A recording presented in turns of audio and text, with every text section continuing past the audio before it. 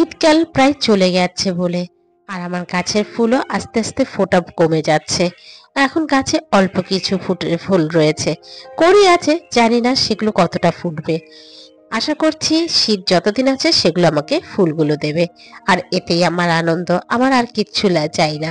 সত্যি কথা বলতে আমি ফুল খুব ভালোবাসি, কিন্তু আমার এই ছোট্ট জায়গার মধ্যেও আমি বেশ সুন্দর করে ফুলের বাগান করেছিলাম। যাই হোক, সেটা তোমাদের সাথে শেয়ার করলাম। গুড মর্নিং, আমি রিঙ্কু। আমার এই রিঙ্কু তুলি ব্লগার চ্যানেলে সবাইকে ওয়েলকাম।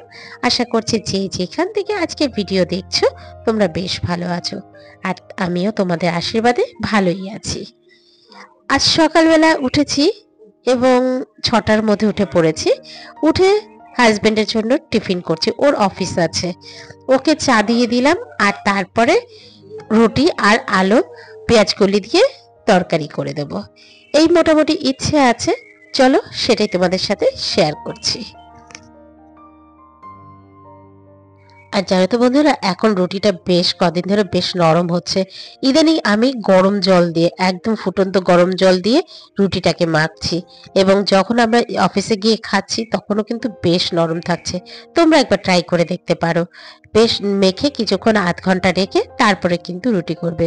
আমি যেমন এখানে রুটি করছি, তার আগের দিন রাত্রে মেখে আমি বাইরে নর্মালে রেখে দিই, তারপর সকালে উঠে সেটাকে বেলে রুটি করে ফেলি, যার ফলে বেশ নরম থাকে এবং প্রত্যেক কটা রুটি ফুলেছে, বেশ কিন্তু ভালো লাগে। আর এই যে আমার পেঁয়াজ কলি দিয়ে আলুর তরকারি রেডি। দেখতেই পাচ্ছ এখানে কিন্তু তেল সামান্য, একদমই সামান্য, পুরোটা তরকারি প্রায় 1 চামচেরও কম দিয়ে আমি করেছি।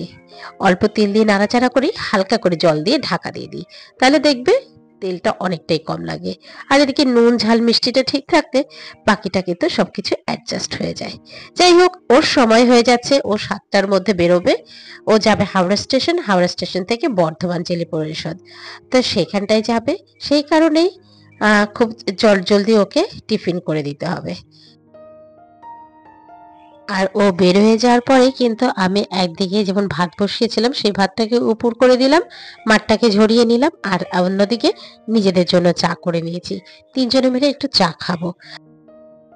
আর এই চা খেতে খেতে কিন্তু শাশুড়ি আর আমি মিলে একটু প্ল্যানিং করি কি কি রান্না করব। যদিও মাছ যে রান্না করব সেটা আগেই ঠিক করা ছিল, কারণ এই যে আর মাছটা দেখতে পাচ্ছ, এটা কয়েকদিন আগে এনেছিল, তো কয়েক পিস মাছ ফ্রিজে রেখেছিলাম। মাঝখানে সরস্বতী পুজো গেল, বিভিন্ন নিরামিষ ছিল, এইসব কারণে খাওয়া হয়নি।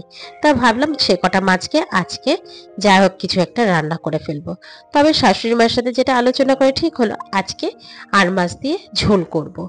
আলু, বেগুন, ওলকপি এবং শিম দিয়ে ঝোল করব, পাতলা ঝোল, যেখানে কাঁচা লঙ্কাও থাকবে না, এবং অল্প তেলে রান্না করব। আমি এখন বেশিরভাগই অল্প তেলে রান্না করি, আর শুধুমাত্র এই মাছ ভাজার সময় খুব একটা কিপটামি করি না। আসলে মাছগুলো যদি ঠিকঠাক ভাজা না হয় সেই মাছ তো মুখে দেওয়াই যাবে না। যাই হোক, এবার তেলেতে জিরে, কালো জিরে ফোড়ন দিলাম, আর যেমন বলা তেমন কাজ, সমস্ত সবজি একেবারে ঢেলে দিলাম কড়ার মধ্যে। এবার বেশ ভালো করে নাড়াচাড়া করে এর মধ্যে জিরের গুঁড়ো, লঙ্কার গুঁড়ো, হলুদ গুঁড়ো আর সামান্য একটু ধনে গুঁড়ো সব দিয়ে বেশ ভালো করে কষাবো। কষাতে কষাতে একটুখানি হাত দেওয়া জলে ছিটা দিয়ে আবারও ঢাকা চাপা দিয়ে দেবো। তাহলে কি বলতো, সবজিগুলো একদম বেশ ভালো করে ফুটে উঠবে। ওদিকে টমেটো দিয়ে আজকে একটু মুসুর ডাল করছি। মুসুর ডালে কিন্তু এই টমেটোর ডাল যখন আমি করি, এতে কিন্তু কালো জিরে আর কালো সর্ষে ফোড়ন দিই, সাথে শুকনো লঙ্কা। ব্যাস, এরপর বেশ ভালো করে ফুটে উঠলে হয়ে গেল রেডি আমার আজকের ডাল। শাশুড়ি মা পরে অবশ্য লাল শাক করবে, সেটা আর আমার করার সময় নেই, তাই চলে আসলাম এরপর ঘর মুছতে। তোমরা অনেকেই জানো আমার বাড়িতে কোনো কিন্তু হেল্পিং হ্যান্ড নেই। বাসন মাজা, ঘর মোছা, কাপড় কাচা সবটাই নিজে হাতে করে, এবং সাথে আমার হেল্প করে আমার দেওর, আমার শাশুড়ি মা, ইভেন আমার হাজবেন্ড যখন বাড়ি থাকে ও কিন্তু হেল্প করে। কোভিডের আগে কিন্তু আমার বাড়িতে সবসময় একটা না একটা হেল্পিং হ্যান্ড থাকতো, কিন্তু কোভিডের পর আর সেই অভ্যাসটা যে ত্যাগ করেছে আর রাখা হয়নি। আর দেখো, তোমাদের সাথে সাথে কথা বলতে বলতে আমার কিন্তু মাছের ঝোল, ডাল সবটা রেডি হয়ে গেছে। আর এরপর নিজের খাবারটাও গুছিয়ে নিয়েছি। এদিকে আমার টিফিন রেডি হয়েছে, ভাত মাছের ঝোল নিয়ে যাব অফিসে গিয়ে খাবো। আর এরপর শাশুড়ি মা গন্ধলেবু দিবে, সেটাই আমাকে দিচ্ছিল। আর আমি না খুব ভালোবাসি এই গন্ধলেবু। আর তারপর ওই যে শাশুড়ি মা শাক, লাল শাক কাটছে, এটা বসিয়ে এবার আমি বেরোবো। সকাল থেকে অনেক কাজকর্ম করলাম, অফিসের জন্য রেডি হয়ে গেছি। চলো এবার গুছিয়ে বেরিয়ে পড়বো। তার মর্নিং, আমি রিঙ্কু। আমার এই রিঙ্কু তুলি ব্লগের চ্যানেলে সবাইকে ওয়েলকাম। আশা করছি যে যেখান থেকে আমার আছো বেশ ভালো আছো, আর আমিও ভালো আছি। ঠান্ডাটা চলে যাচ্ছে, খুব মিস করছি। খুব ভালো লাগলো এবারের ঠান্ডাটা, এত ভালো মতন উপভোগ করেছি কি আর বলবো।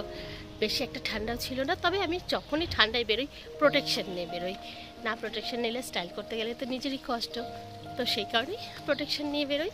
চলো আজকে ভিডিওটা দেখে যদি কোনো অংশ ভালো লেগে থাকে প্লিজ সাথে থেকে যেও। চলো দেখতে থাকো বাকিটুকু।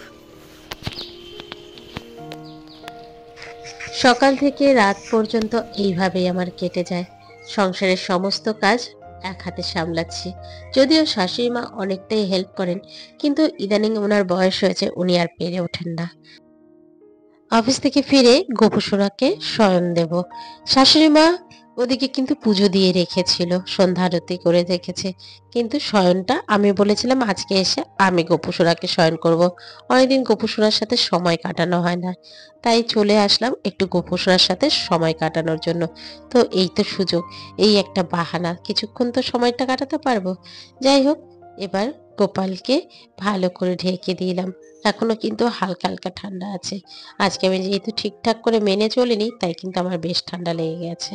কি আর তোমরা তো অনেকেই জানো, এবছর কিন্তু আমার ছেলে আইসিএসসি বোর্ড থেকে মাধ্যমিক দেবে, তাই ওকে নিয়ে আমি একটু টেনশনেই থাকি। ও যদি একটু রেজাল্ট ভালো করে বেশ আমার আনন্দ লাগবে। যাই হোক, গোপুসোনাকে শয়ন দিয়ে এসে এবার ঘর বাড়িটাকে একটু গোছাচ্ছি।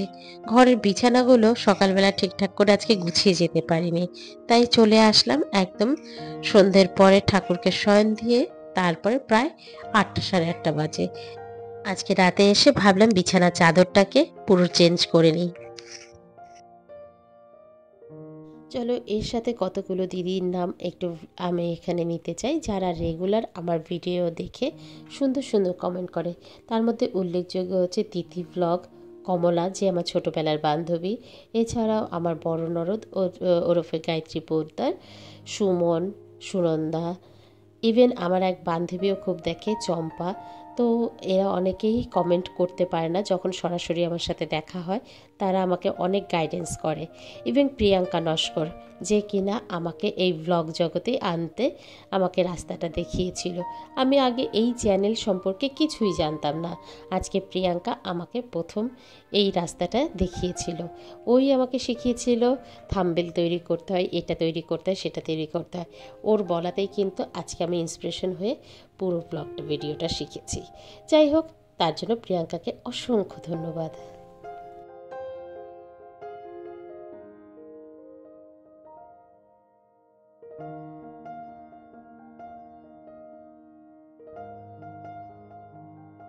গুড ইভিনিং বলবো না গুড নাইট বলবো বুঝতে পারছি না, কারণ এখন বাজে প্রায় রাত্রি 12:30।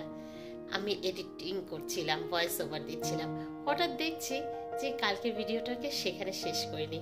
ওই বিছানা গোছানোর পরেই ব্যাস বন্ধ হয়ে করে দিয়েছি। রাতে খাওয়া দাওয়া করলাম, সমস্ত কিছু করলাম, তারপর আজকেও আর 3:30 ভিডিও করিনি। এখন তাই ভাবলাম চলো ভিডিওটা তো শেষ করতে হবে, তাই শেষ করার আগে আজকে রাত্রে কী কী কাজ করলাম সেটা একটু শেয়ার করে শেষ করছি।